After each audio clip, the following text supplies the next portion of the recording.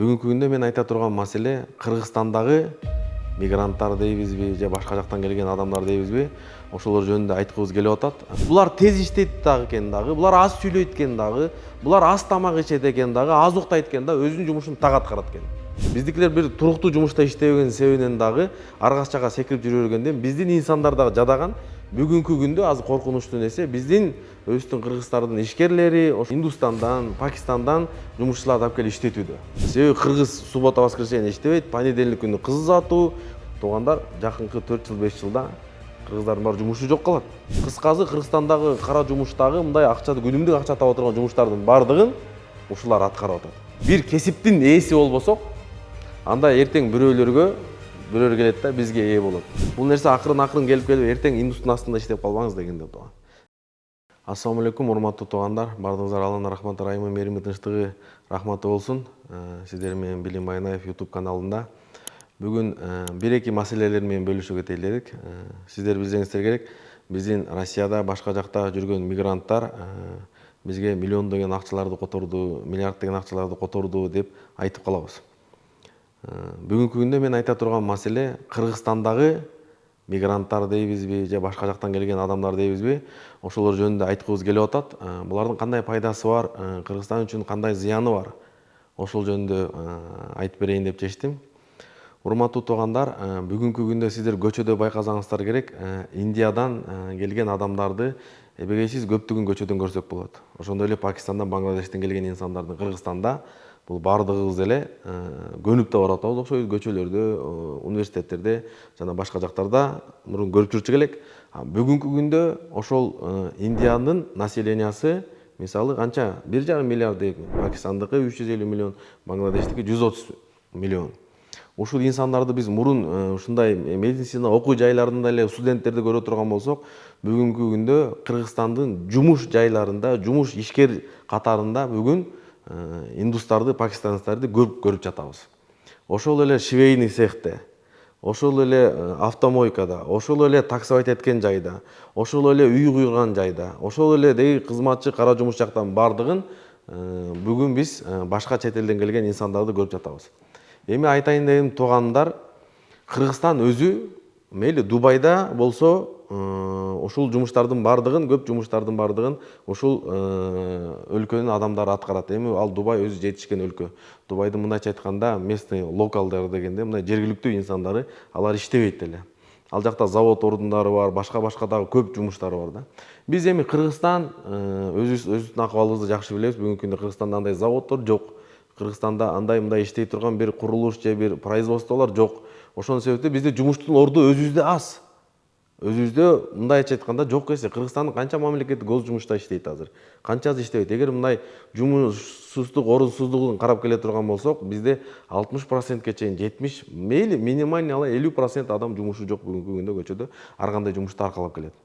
Эми бизге мындай ушул өзүбүздүн ырыскыбызды теп, биздин өзүбүздүн кыргыздар иштебеген жумушка, мисалы азыр швейный цехте иштеген адамдарга айтат, 50 миң, 60 миң сомго чейин, крой жанан 70 миң сом, 100 миң сомго чейин, кеминде үтүктөгөндөр 20 миң, 30 миң сомго чейин алган инсандар бар.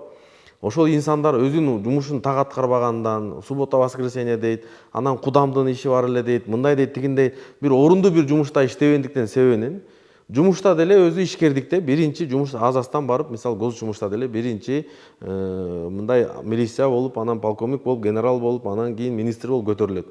Биздикилер бир туруктуу жумушта иштебеген себебинен дагы аргачага секирип жүрө бергенден биздин инсандар дагы жадаган. Бүгүнкү күндө азыр коркунучтуу нерсе биздин өзүбүздүн Кыргыздардын ишкерлери, ошо Кыргызстандын мойка иштеткендери, ушу таксилердин баардыгы азыр башка жактан Индустандан, Пакистандан жумушчуларды алып келип иштетүүдө. Бу менен айтайын дегеним эмне туугандар, булар биз Кыргызстан 7 миллион эле элбиз, ансыз жумуш жок аз келгенисине карабастан азыр башка жактан да адамдар кирип келип атат. Бу акыйкат ачуу болуп жутап билиш керек. Президент деле туура айткан, ушу ак үйдү куруп атканда айтты. Кыргыздар ушундай иштебегендиктен башка жактан адамдарды алып келип атабыз. Булардын сөзүндө дагы бир чындык бар. Себеби кыргыз суббота воскресенье иштебейт, понедельник күнү кыз узатуу, вторник күнү дагы бир тойго бармак, анан пятница күнү нарк болмок, четверг күнү бул болмок, ушинтип атып жумуш толук иштебегендиктен адамдар жадагандыктан стабильный жумушта иштегендерди адамдарды алып келүүдө. Андан тышкары биздин жакын адамдарыбызды, курулуш үй курулуп аткандарды көрүп атабыз. Көбү Өзбекстандан адамдарды алып келип иштеп атат. Мен азыр мындай региондордо, Талас жергесинде, Ош жергесинде туугандарыбыз бар. Нарында, башка жакта көрүп атабыз. Бизнесмендер Оштон Өзбекстандан, Намангандан, Андижандан өзбек бюртагандарды алып келип үй салдырып, строй материалдар курдуруп атат. Булар тез иштейт дагы экен дагы, булар аз сүйлөйт экен дагы, булар аз тамак ичет экен дагы, аз уктайт экен да, өзүнүн жумушун так аткарат экен. Ушинтип отурөр, азыр мен ойлогондой, бизде азыр эгер ушундай темп менен кете турган болсо, туугандар, жакынкы 4 жыл, 5 жылда кыргыздардын баары жумушу жок калат.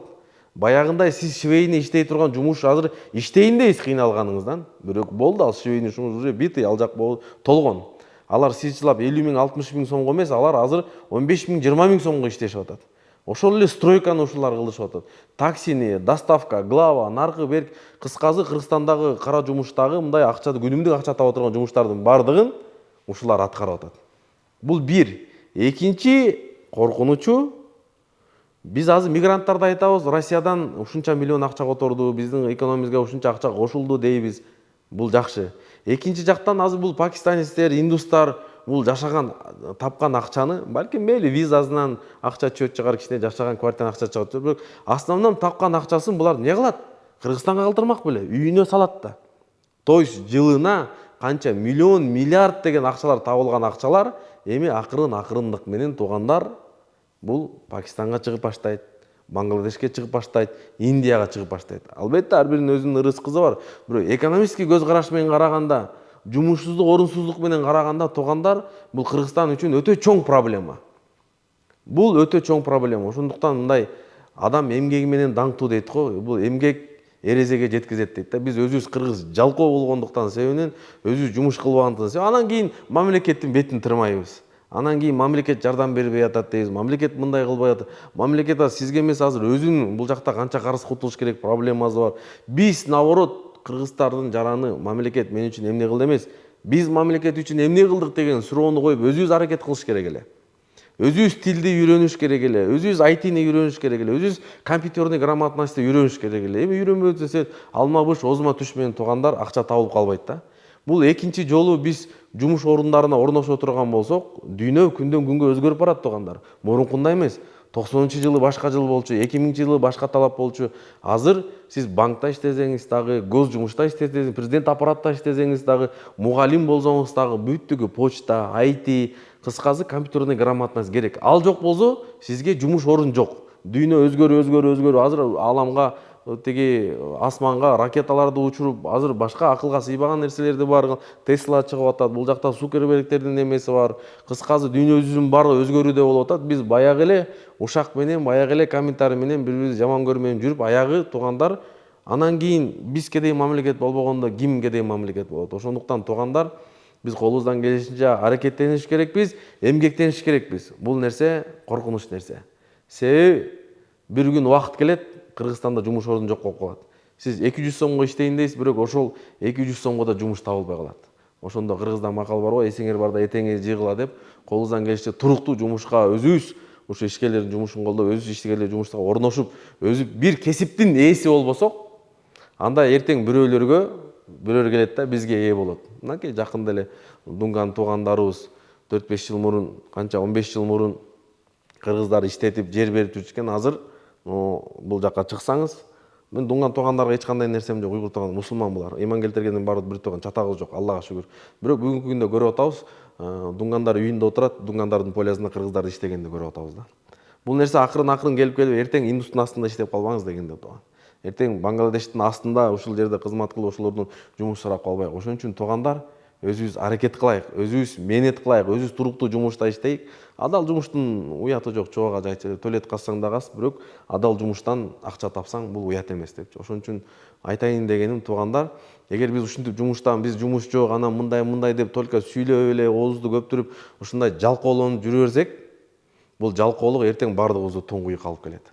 Ошондуктан колубуздан келишинче баардыгыбыз же болбосо окуш керек, же бир кесиптин ээси болуш керек. Болбосо эртең туугандар, күнүнө ушундай башка жактан мигранттар келе берсе, Россияда деле бүгүнкү күндө көрүп атабыз, эмнеге Россия жанагындай Крокусто проблема кылды, мигранттардын баарын чочутуп качырды, бул жерде чоң саясат жатат. булардын өздөрүндө азыр санкцияга киргенден кийин Европага уже экспорт импорт маселеси чыкпай калды, уже башка жактан аркы берки жумушу жок калды көбү. Жумуш орундары ал жактан AliExpress чыгып кетти, башка Amazon чыгып кетти, башка Apple чыгып кетти, башка чоң компаниялардын баары чыгып кетти. McDonald's не деген дүйнөдөгү гигант компаниялардын баары чыгып кеткенге байланыштуу булардан жумуш орду бошоп калганда, ошол мигранттар иштеп аткан жумуштарды өздөрүнүн элдерине алып бермек үчүн бул дагы бир ойнолуп турган саясаттардын бири. Ошон үчүн туугандар, өзүңдүн жеринде аракет кылып, өзүң мындай өзүң жашооң менен өзүң күрөшпөсөң, сенин жашооң үчүн бирөө күрөшпөйт. Ассаламу алейкум, рахматуллахи ва баракатух.